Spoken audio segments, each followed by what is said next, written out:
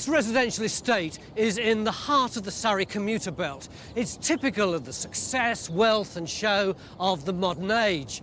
And in the middle of it is this tower, which is typical of the success, wealth and show of the Tudor period. But it's also the tip of an archaeological iceberg, because if you look at this really old drawing, you can see that the tower is the gateway to a lavish palace, which was once owned by some of the wealthiest men in the country, the bishops of Winchester. It's a palace that was once so admired that King Henry VIII literally stole one of the buildings. So how much of it survives under these beautifully manicured lawns? And how many of these gardens would it have once covered? The palace has been lost for over 300 years. We've got just 3 days to find it.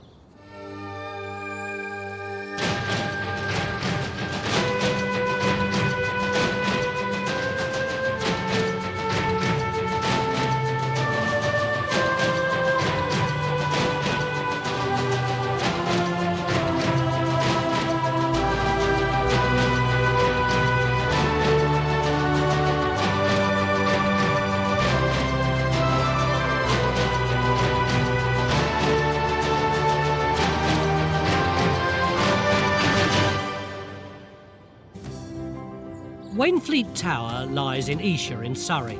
In the medieval period, it would have been 3 days' ride from Winchester and a day's journey from London by land or riverboat.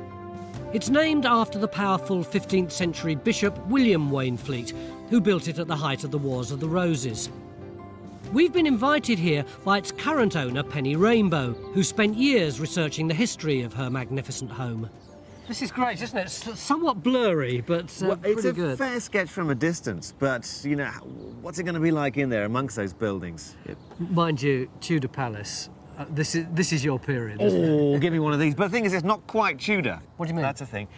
Well, you think about Tudor palaces with big brick gatehouses, maybe Wolsey at Hampton Court or Henry VIII at St James's, but this was built maybe 10, 20 years before Henry VII, the first Tudor, came on the throne. So this sets the standard for those brick-built Tudor palaces. What's this? Well, this plan of 1606 shows the gatehouse as it survives, and then it looks like a socking great castle. And what's this over here? Well, I don't know what that is. It might be a chapel, but it looks 3 stories and a stair turret could be guest lodgings. That's all to play for, that one. Jonathan thinks that this early plan might just illustrate the late medieval layout of the palace in Wayneflete's time. It certainly shows Penny's tower with a courtyard surrounded by loads of buildings, great targets for our geophysics in Penny's back garden.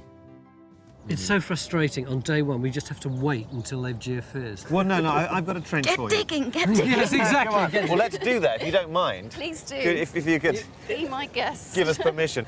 This is a zonking great building, isn't it? Isn't it? Now, what's a bishop doing building a great tower during the Wars of the Roses? Hang on, do you actually live in this? Yes. How many rooms have you got? 5 bedrooms.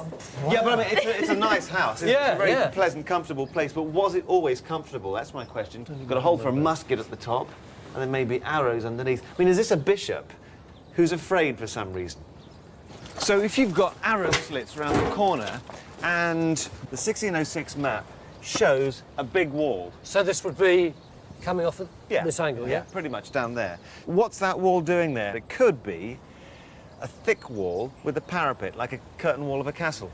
You've got doorways coming out of this wall here in this direction anyway, so there must have been a range of buildings across here. Yeah, so I think we should put a trench somewhere across this range here, and then we're likely to pick up not only the curtain wall, but the walls of this range as well. Yes. Now think about this, because I think they're implying that they trash not only your back garden, but your front garden as well. That's fine by me. Go for it. Get digging. Go for it. Get digging. We're Music off. to our ears. So we're going to dig our first trench in Penny's front garden to see whether Wayneflete built a large defensive wall around his palace. Penny wants trenches, so no messing around, and digging starts straight away. William Wayneflete was one of the most powerful men in the 15th century. As Bishop of Winchester and Lord Chancellor, he owned 240 properties. But our search for his Esher palace won't be easy. The bishops of Winchester lived here from the 12th century, and they, and any of its other owners, who include Henry VIII, Cardinal Wolsey and Francis Drake's family, could have built on the site. Although Wayneflete's Tower still survives, the rest of the palace was knocked down at the end of the 17th century, and the area's been landscaped on several occasions. All these phases complicate our search, but they're not the immediate problem for Phil. Look, we've got a main sewer coming here through where those bricks are to that manhole, and then at the same time we've got the canopy of the trees. We can't dig anywhere underneath there. None of this is possible. We really can't be digging any further than that down to the canopy over there, which is where your buildings are going to be. But we can survey the whole area. We can survey right up to the trees, so we can hopefully give you a plan. Tree roots might be a problem, but not all our clues are below ground. Since we want to discover more about the palace Waynefleet built, what better place to start than the tower itself? What is it that's so innovative about this building? Well, in the 15th century, we'd been at war with France. Now, we'd had a lot of experience of our generals going over to northern France and Flanders and seeing brick buildings. But it's exactly at this period, with that influence from the continent, that people like Waynefleet start building simply with bricks. There's one here. Example, Farnham is just up the road. Yeah. And he's got exactly the same approach to building completely with brick. So is all of this building Waynefleet? Well, it's a jigsaw puzzle, Tony, because we've got 300 years of occupation here. Later improvements often have little bits of classical detail that these architects are so used to they can't imagine doing without. That's a Greek key motif, and that is called the Vitruvian scroll. It's a wave motif. Penny's really keen that Waynefleet should be recognised as this really innovative architect. How do we work out which bits were him and which bits were tacked on by someone later? I suppose brick sizes are useful, aren't they? We can have a look and see whether those bits with the diaper that are obviously Waynefleet's are the same size as some of these finicky bits. You taught me what diaper was about 3 years ago. It's those diamond shapes that they used to put on linen, hence exactly the use of the word diaper, and here it just means a diamond. Bricks with a glaze, very decorative thing, and Waynefleet loves his diaper work. Penny's Gatehouse is an outstanding tribute to Waynefleet, and I'm intrigued to discover what else he built at Esher. John's got his geophys results for Penny's back garden, but there's a problem. Well, look, we've got the really good results you wanted, Phil.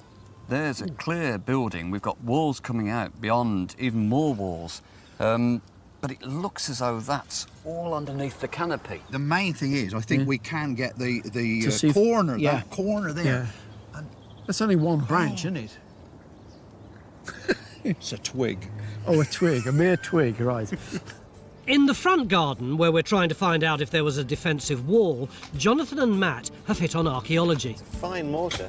That's like it was 18th century. Mine was the 18th century, actually. Yeah, I'd be looking for bigger chunks of chalk knocked together with some little dark flecks. Yeah. So my guess would be you're talking about 18th century demolition. Yeah. We haven't found the wall yet, but Stuart's had a look at the early plan, and he's convinced it holds the key to Waynefleet's palace. This map, which is produced by Ralph Treswell, is a spectacularly informative map. Yes, I've seen a blow-up of just that tiny space. Yeah, it includes a phenomenal amount of detail in the buildings, and it's actually a measured survey.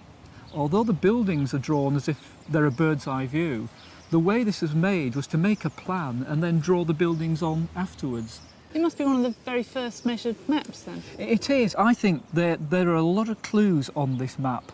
I mean, this is a real gem to work with. So this early plan is a great starting point to search for Waynefleet's palace. It shows Penny's Tower as the gateway to the complex, with a possible defensive wall coming off the side. The mysterious chapel lies to the south. There's a keep in the next door garden, and a large building, possibly a great hall, immediately in front of the gatehouse.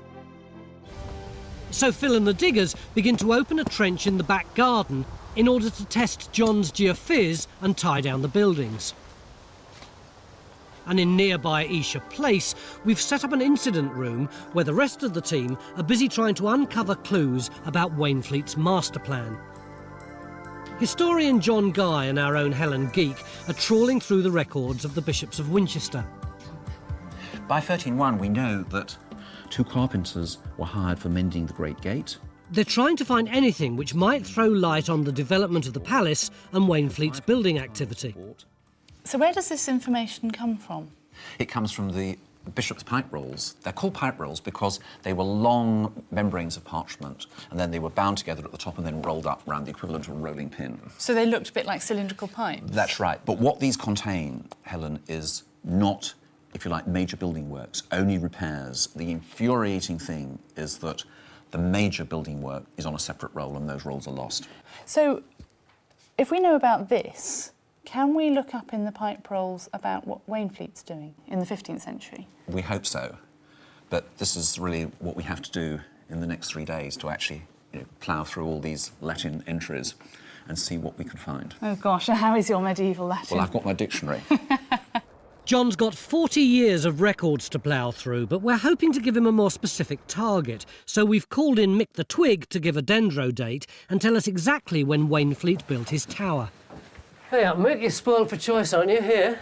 No, Tony, this is a really bad building for me. Oh, you always say that. No, I don't. The outside of this building looks fantastic as you come down the drive, but once you actually get inside it, you start realising the building's been messed around with over the years.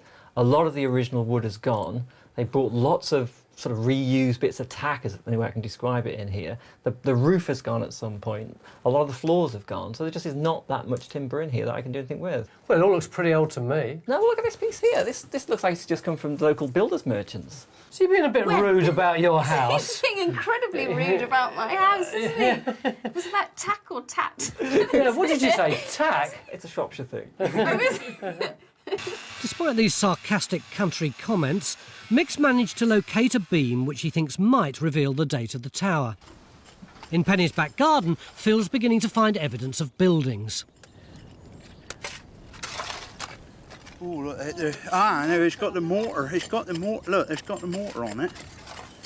But that's the edge of it. There's the... Oh, look, it's got some finger marks in there, look. Oh, yeah. Where they presumably must have just lifted it off. And there's the other edge.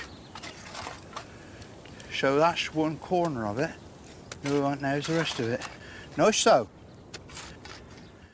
Do you fancy living somewhere like this? Oh, it's my dream house. I think I might make an offer. Yeah, not half.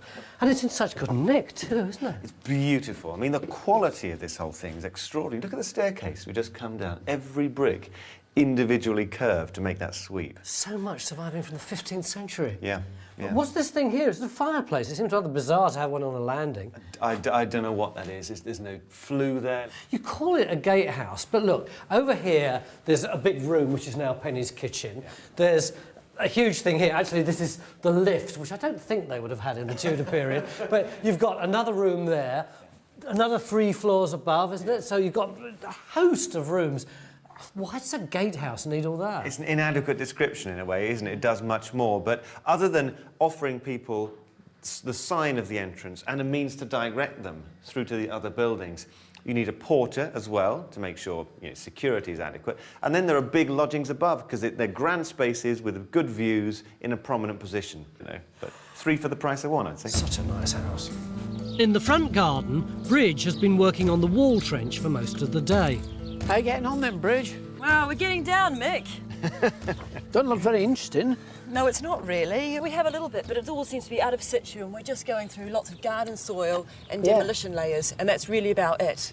Right. My biggest concern at the moment is, I found this 1912 map here. Right. Of the excavations done then.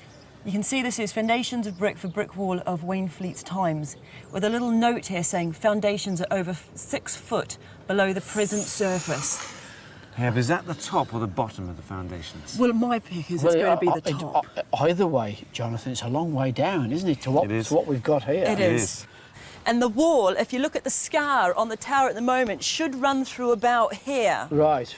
OK, so let's dig the trench with the machine. Mm-hmm. Let's get that far and then think about it again. Yeah? OK.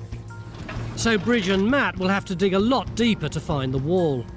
But in the back garden, Phil's keen to know whether he's found the first clues to the buildings on the early plan and hopefully Wayneflete's palace. Faye, I think I've got something here that might interest you. These are brilliant. The glazing, it's a Tudor floor tile. A Tudor? Yeah, so it dates from about 1500s onwards.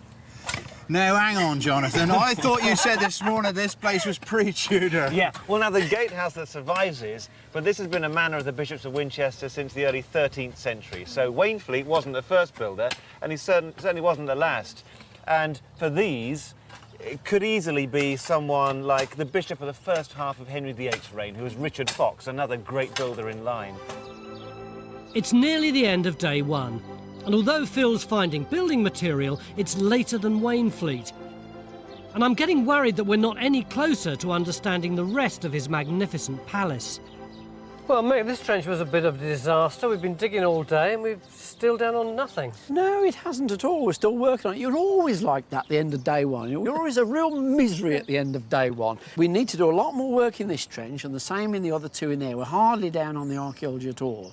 But also, there's the geophysics of the whole garden, which seems to show some sort of big building, probably a hall. We need to look at that. And then, of course, there's the other gardens, and the one in that direction has got this thing that looks like a big chapel in it. So we can have a look at that as well. What about the documents? I've had a great day, Tony. I've found all sorts of interesting documents about the things that were happening here, but I've also found an account of an exorcism in the buildings that were over there, which actually adds to what we know about the arrangement of the rooms. Excellent. So tomorrow, a hall, a chapel, maybe even an exorcism. That should raise our spirits. It's a joke. End of day one, it's a joke. Am I allowed to finish on a joke? Join a thriving worldwide community of Time Team fans on Patreon. Our new target is to reach 15,000 worldwide supporters on Patreon by the end of 2025. This will enable us to continue expanding the Time Team world with more digs and greater access than ever before.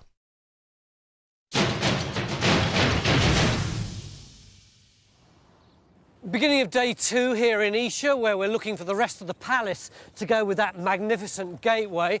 And yesterday we got some pretty good clues in Penny's back garden. But one of the buildings that we're looking for is this chapel-y thing, which would have been on this end. And that's not going to be in Penny's place at all, but in one of these back gardens. The chapel-y thing is just one of the palace buildings which once lined the banks of the River Mole, and it's shown clearly on the early plan to the south of the palace. We've compared the plan with the modern estate, and we think this building stood 2 doors down from Penny's Tower. So we've begun to geophys in this back garden to see if any of the structure remains and find out whether it was Wayneflete's chapel. Wayneflete's power extended way beyond the bishopric. He was a great educationalist, headmaster of Winchester, provost of Eton, and built Magdalen College, Oxford. Back at the tower, and Phil's got a captive audience as Penny and her children check up on his progress in her garden. I might be digging up your past. In her front garden, we're trying to establish whether Wayneflete built a defence round the palace. Have you got this wall yet, Matt? Not quite, Mick, and you can see we're getting pretty deep now. Yeah, it's got water in the bottom, I see. It has got water in the bottom, but according to the 1912 map, we're still about 6 inches off. Right, are you actually on the right line? Looking at that chamfer up the tower there, I wonder whether it isn't a little bit further back over this way. Yeah, so I think what we've got to do is go down a little bit more. Right. But I think you're right, we should probably... We've got to go back a bit more as well. Move it more further back. Yeah. So once again, the digger makes its way over to hunt for the elusive wall, while I'm off to the incident room on a little ghost-busting trail. Yesterday, you teased me with the promise of the story of exorcism, and you still haven't told it to me. Well, in the early 17th century, the house was owned by relatives of Francis Drake, the great Francis Drake, who'd fought the Spanish Armada. And the lady of the house, Joan Drake, suddenly woke up one night and shrieked and screamed and said that she was possessed by a devil. So her husband sends for an exorcist, and he comes to the house. And in fact, he climbs the stairs, and Joan Drake is in the dining chamber, which is on the first floor, and she sees him coming, so she races upstairs to her bedroom and bolts the door. So her husband chases after her with a great iron fork in his hand and beats on the door. Well, what happens next is that, in fact, they send for more exorcists, and they're up in the chamber above Joan Drake's bedchamber, and they pray and they fast. And as far as I can tell from the documents, about 8 years later, Joan Drake is finally reconciled to Christ. Well, it's a lovely story and a happy ending, but does it help us at all?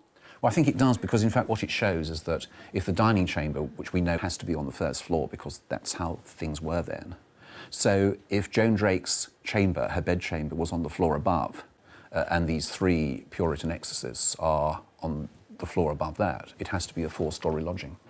Do we know what she was doing with the devil? Well, she said that she committed the unpardonable sin.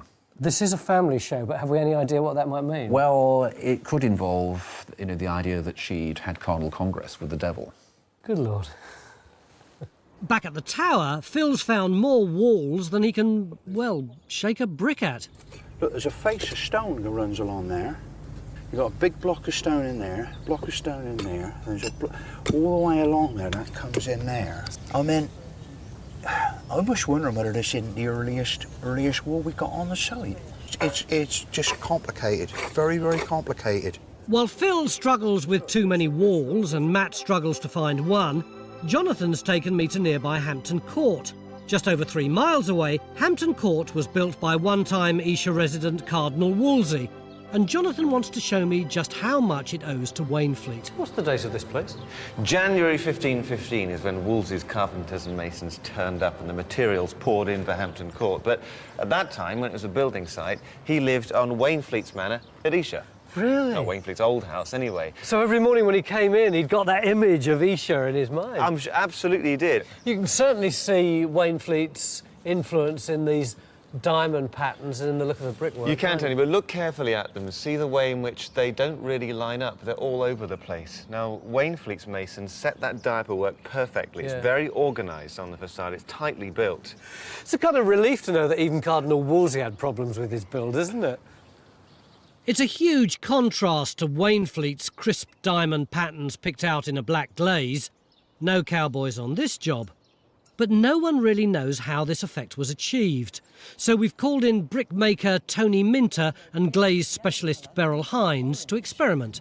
So what are you putting into these glazes? Well, we've got 4 glazes that we're trying out. The first one has got a potash feldspar with some clay. The second one is soda ash with some clay. The third one, wood ash with some clay.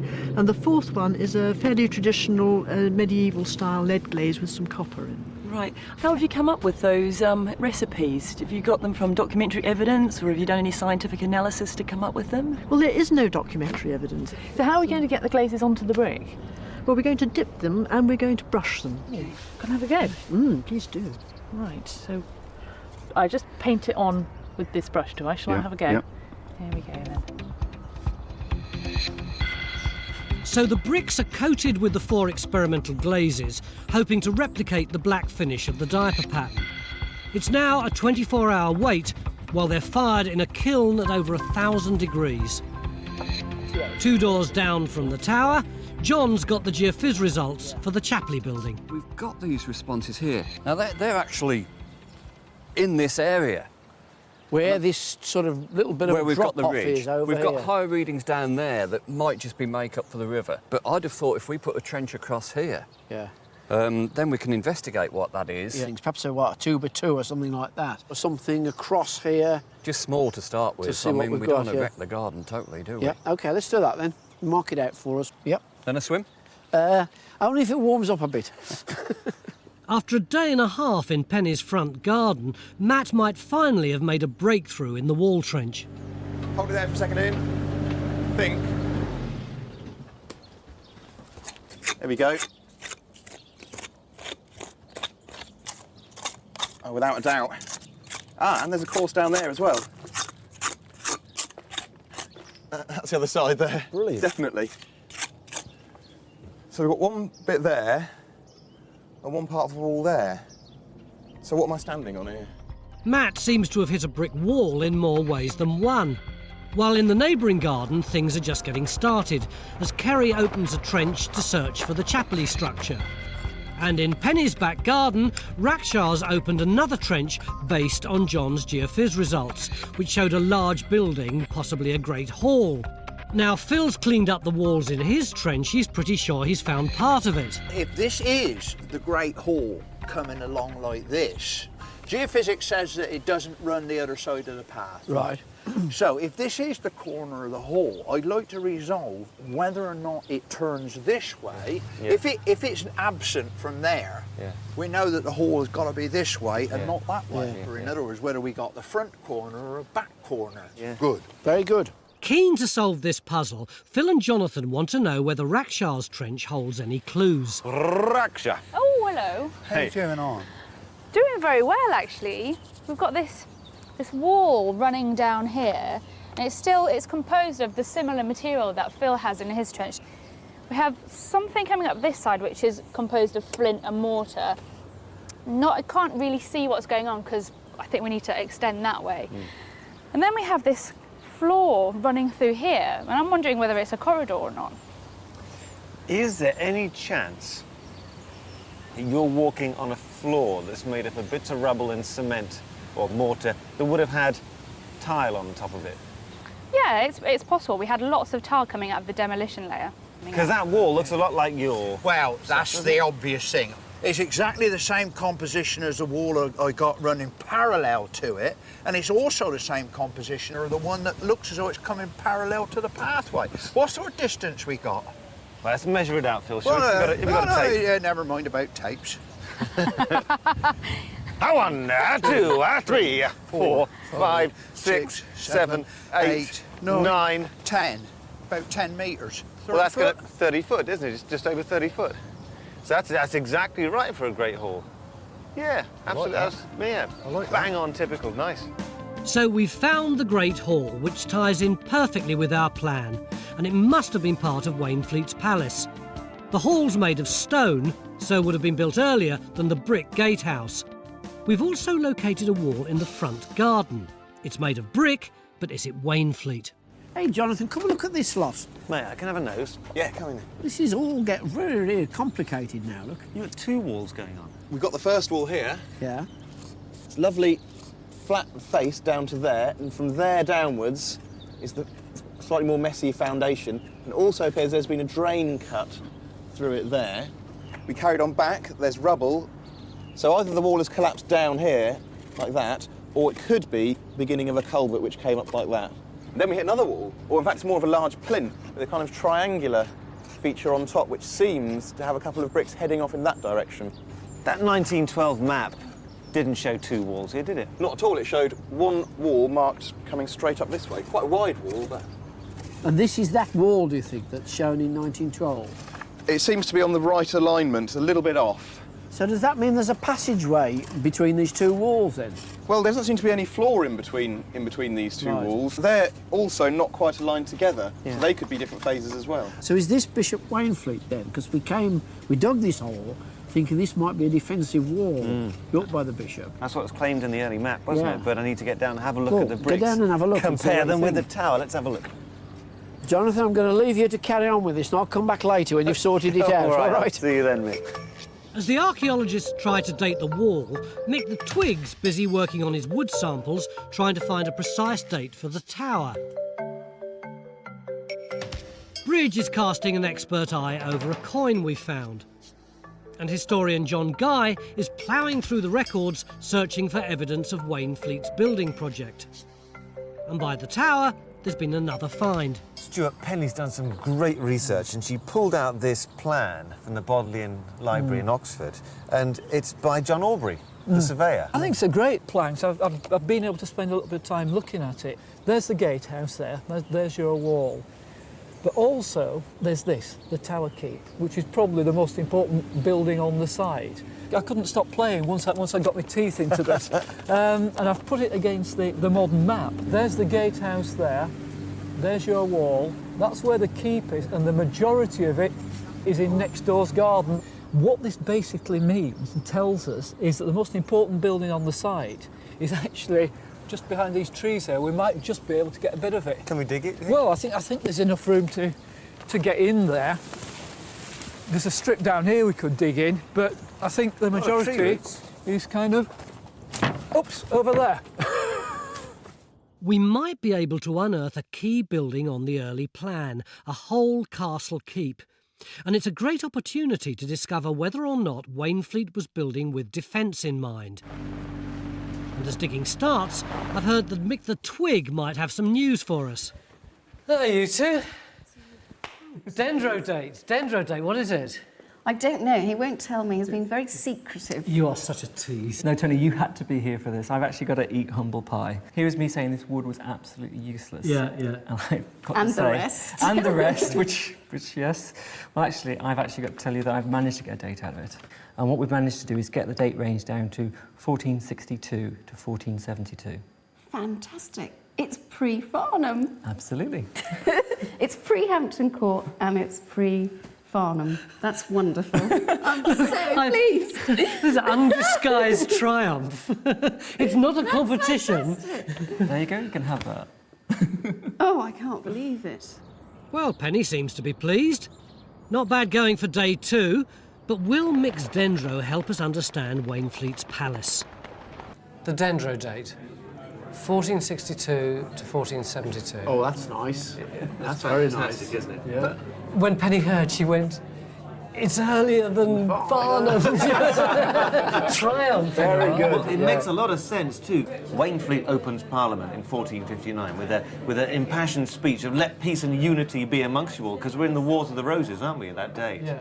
And in 61, his fears are realised because he's besieged in his own house at East Meon.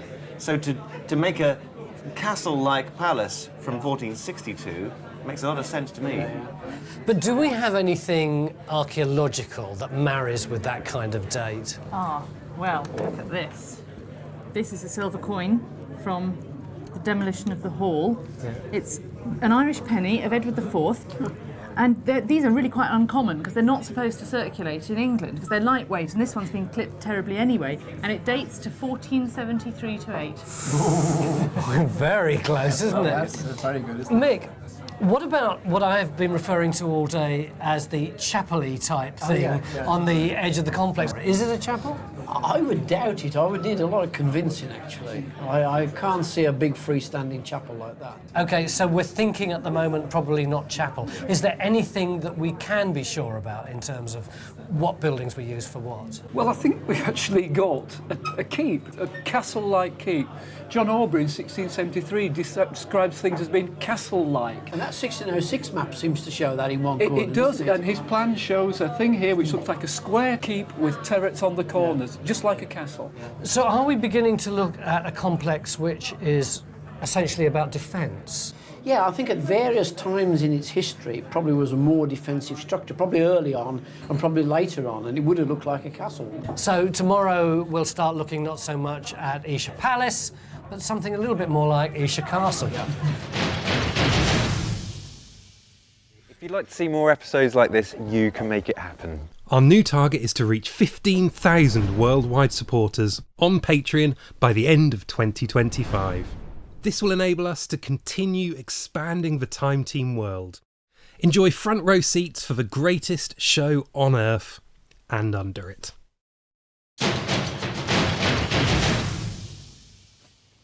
Beginning of day 3 here in Penny's back garden in Esher, where we were looking for Esher Palace, except now we think that at least some of the time it had a much more defensive function, maybe something more like Esher Castle. And this being day 3, some of our lads have been here since 7 o'clock this morning because they think that in these trees somewhere there might be a really important, significant trench. Actually, it's more like a badger in here, I think. They reckon, thank you, that there could be the keep in there. Although yesterday you said that the majority of the keep was in the next garden, so why is this so important? Yeah, that's right, the majority of the keep is in the next garden. It's just possible that this strip down here might be within Penny's garden, but the majority is in the other garden. There's no doubt about it. Look, that's the survey next door. You can see the keep quite clearly. This dotted line is the avenue of trees behind us, and the keep extends across here. So you haven't been able to geophys behind the trees? No, but it extends round like that. So could these red bits actually be the tip of the keep? Yeah, and we're digging in here. It's looking good. Yeah. We've made loads of progress. There's a great hall opposite Penny's gatehouse. We've found a wall, though we're not sure how it fits into Wayneflete's grand scheme. And now we've got the chance to discover and date a whole castle keep. The site's now a hive of activity. bridge is busily digging in our Chapelly trench, and the diggers continue their early morning efforts on the Keep trench. I'm keen to see how the Great Hall fits together in Penny's back garden, so Jonathan's giving me a guided tour. Raksha is on the other side, picking up on the geophysics. It was very clear. And there is another piece of ironstone masonry. That's the other side of the hall. So what's the logic of that? Why is it here like this? Well, you see, nothing should impede the relationship of the gatehouse to the hall, because you need to be guided through to the entrance to the whole complex. OK, so I come through the gatehouse. Yeah, and the hall is the assembly space. So come with me, you're now walking through the porch, and you've gone through Raksha's wall, you're into the hall now. There's the kitchens over there, they're knocking up dinner for you. This is where you as a bishop, Bishop Tony, have a court, you have retainers, you have staff. This is basically your staff canteen and big reception space. It's an all-in-one, multifunctional extravaganza. So I come in here? Yeah, so through the timber screen, and Aubrey describes a roof here with angels holding up shields. Fabulous vision and bits of stained glass. So from the south, the stained glass will shine through on a platform at the far end where the bishop sits, presiding over everyone.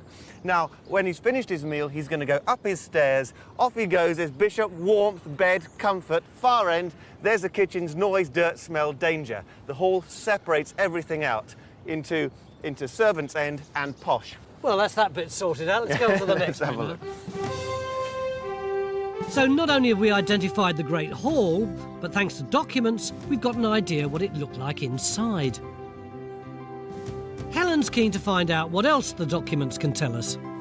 John, now we've got that dendro date, 1462 to 1472 for the building of the gatehouse. Is there anything in the pipe rolls that would help us narrow down that date even further? There was a word I couldn't read, and I've read it now. I've translated it. It's zabili. That means sable. And you think, well, that's a fur, you know, for a gown or decorating a hood. But in fact, I discovered from the Wolsey building accounts that he had sables, and they were ropes, and they were special ropes for gins, that's the engines, and cranes, the heavy-duty lifting equipment of late medieval, early modern building sites. So there's some major building project going on? In 1462 to 3, and obviously a rope had snapped, and so they had to replace it. So it occurs in those repair accounts. So is that enough of a smoking gun? It's highly suggestive. Highly suggestive. That's fantastic. We've now got the evidence which proves Wayneflete commissioned major works around 1462. We know he built the gatehouse opposite a medieval Great Hall, and I'm spurred on to find out whether that wall and the keep were part of his grand design. And then there's that other building in the next door garden.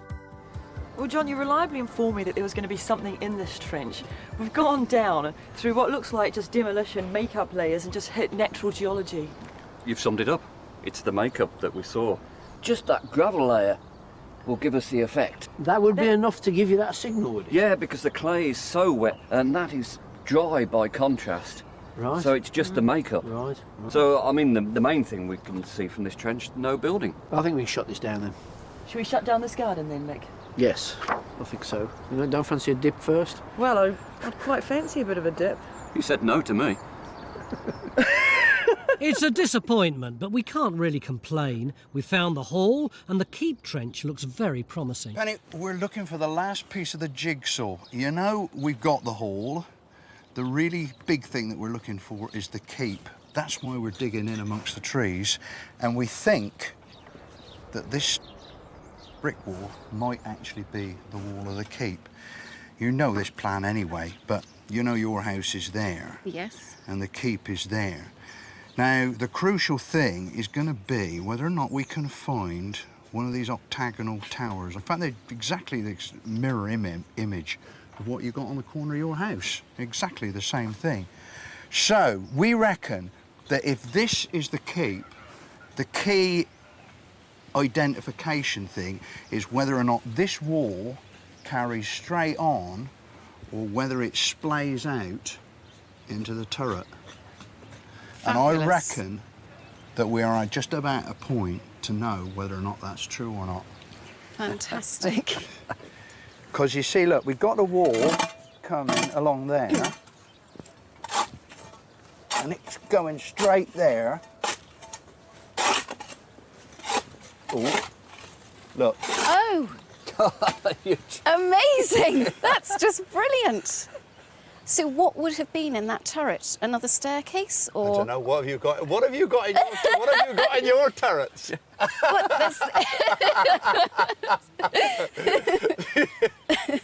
What, Well, what have you got in your turrets? A spiral staircase. Well, probably a good bet then that you got a spiral staircase. Amazing. But that has got to be the key. That is splaying out. You've got the castle, you've got the keep in your garden. The keep trench is getting more exciting with each bucket load. And John and his geophiz seem to have found a fan in Penny. Science is amazing, isn't it? Hear that, This Phil? technology here. What's that? Amazing. 21st century science. Are you impressed by I'm that? very impressed. Oh, good Very Lord! If you've worked impressed. with him as long as worked with him as long as we have, you'd know this was just a mere fluke. I'll just ignore that. You get on with your tours. Things are also shaping up nicely in the wall trench. Have you sorted this yet, you chaps? There's been a breakthrough, Mick. Oh, I like breakthroughs, that's good. We have got, can you see down here? See the brick floor here, which joins up this wall and this wall. Ah. So they were definitely contemporary. Right. So does that help us, Jonathan, in explaining what it is? It does. If you're standing in what's a passageway, Yeah. that makes sense. And this is a pier there, so that a column of brickwork rose from it. Right. This ties in exactly with what John Aubrey shows in his 1670s survey of this being a whole arcaded wall with a terrace on top. And that explains the bulk. So I we're think. underneath it here. Exactly. You're just outside the wall. Yeah. Matt is under the terrace, and so about 5 feet over our head would have been a walkway. You see? Right. Now, I've been looking at the bricks. Yesterday, all I had to go on was the standard brick size that looked like Wayneflete was using on the tower. Well, that's 9 to 9.5 inches by about 4.5. Yeah. But these go from 9.5 up to 10. So actually, the brick, you can't make a typology here. So we've got to look at another way of reading this. And the way to do it is to follow this terraced wall and see what its relationship is with the gatehouse. So we've got to look at the gatehouse now. Here's have we? what's going to hold the info, yep. Right. So, Mick, the bricks are all over the place. We're not Yeah. going to learn much from them. So the building's got to speak to us. Now, that feature up there. Yeah. Well, it's a window. It's a window now, isn't it? But what about the proportion? Ah, it's more like a doorway, isn't it? It is, too. Yeah, It yeah. is. Did Wayneflete have that door put in, or is it later? Well, there's no ragged hole round it. It's contemporary with the tower, isn't it? Absolutely. But now it goes out onto thin air. If it is a two-storey wall, there should be some way of getting to the underside of it. Well, that's rather good, isn't it? Yeah. So we should find some means of getting into it from the stair turret. Look at this, Mick. Ah, yes, I noticed this. But it makes a lot more sense now, Yes, because it's yeah. bang on line with Matt's trench. Yeah. If the stairs once carried round, you might have the option of going up or down, but that would lead you down to the underside of that double-decker wall outside. So that's the lower doorway. Yeah. That's right, but up the stairs here, look, let's see how that window was once... Look, it's a door. Now, you've even got one of the pintles of the door left, look, in the wall there. Oh, yeah. There's a flipping lock. Look, catch plate down there. Well, that all makes a lot more sense now, Doesn't it? So we'd walk out there onto the top level of a big arched wall, maybe with crenellations on the top, and it does feel like something of a castle defence, doesn't it? Yes, yeah. That's brilliant, that is. It all makes sense. So we've found our defensive wall of 2 levels with a covered walkway on top. And what's more, it's pure Wayneflete. But Penny's not going to let us stop now. She's certain there's more of that keep down there. It would be wonderful to get the return so we know the proportion. You're talking like an archaeologist. Just the more you dig, the more we find out. I know. So, But the more we got to put back. well, I'll put it back. Just please, Jenny. All right, we'll take out a bit more. If the taking away of it's the problem, then I'll help put it back. I'd just rather you Took find out a the bit more. Yes, please. All right, we'll take out a bit more. Phil doesn't seem to need a lot of encouragement for Penny to get her way. The glazed bricks have been fired for 24 hours, and it's the moment to see whether our experiment to replicate the finish on Wayneflete's diaper work has been a success. Is this the glaze that we thought was going to be the feldspar, potash feldspar? No, this is the one. And the temperature hasn't gone high enough to flux the glaze, so it hasn't melted at all. No, it's completely unshiny. It doesn't even look like glaze. No, and the wood ash hasn't melted either. So does that mean that the temperature needed to get over 1,000 degrees? Yes. Then to create the glaze? If we'd gone any hotter, the brick would have melted. It's actually begun to distort. it's begun to go into shape, Yeah. This is an incredibly vivid one here. Well, that's the lead glaze with copper in. So, Tony, are you happy that we've reproduced something similar to Wayneflete's Tower? I have spent about 4.5 years trying to achieve this effect and fired nearly 1,000 bricks, and this is the best so far. And for me, what's so amazing about this is the incredible glittery effect that you get. There's just no way you could do this with stone. No, absolutely not. While Bridge and Helen have rediscovered the lost art of brick glazing, Phil and Penny are making sterling progress, and the octagonal turret is beginning to take shape. This is a strange twist for Time Team. There's all the experts standing on the edge of the trench watching the owner of the garden do the digging. Have you enjoyed yourself? Very much so. I'm a willing apprentice. What's he like as a teacher? I've got no complaints. Bit cheeky at times. She's still under instruction. Yes. You said that you thought that this trench would be the linchpin of everything that we were doing. Yeah. What is it that we found? Well, this is one of the most amazing things I've seen on Time Team. This is a corner of a vast brick keep that must have accompanied the gatehouse. And it's Wayneflete's character of building. And this should have been his lodgings. And the whole arrangement would have been impressive, wouldn't it? You know, you imagine coming through the big brick gatehouse into a courtyard, and no sooner have you got past that that's impressive, you get into a courtyard out here, and there in front of you is an even bigger brick tower. When you come through the gatehouse that he's built, he has a 2-storey wall with a terrace on the top. He's got his own private link between the gatehouse and his lodgings, because that's what this is all about. It's smart lodgings in a place that looks like a defensible castle. What's the relationship of this keep with the Great Hall? Does he live in both of them, or does he live in one of them? I think it depends on whether he's visiting here as a stopping-off route, on his way to London, or whether he's having visitors here, because if he needs to entertain, then he's going to be in the hall and retreat to the lodging. If he's on his own, he may as well just walk through the gatehouse and lock himself in his room. The hall's a big display place, isn't it? Where, you know, you have feasting, you show off how wealthy you are, how much food you've got, and so on. He's not going to do that if he's just going to come in for a pint and a sandwich on the way on the journey. Well, it's the perfect end to our 3 days in Esher. A major brick-built palace that had been lost for 300 years. He wanted Wayneflete's reputation restored. Seems like he's kind of done it himself, doesn't it? Got this massive gatehouse, put a defensive wall, a curtain wall, all the way around it. Lots of buildings here for food preparation, kitchen, great hall dominating the middle of this area, and right over there, even bigger than the gatehouse, a keep, and virtually all of the buildings in your garden. Good story, isn't it? It's superb.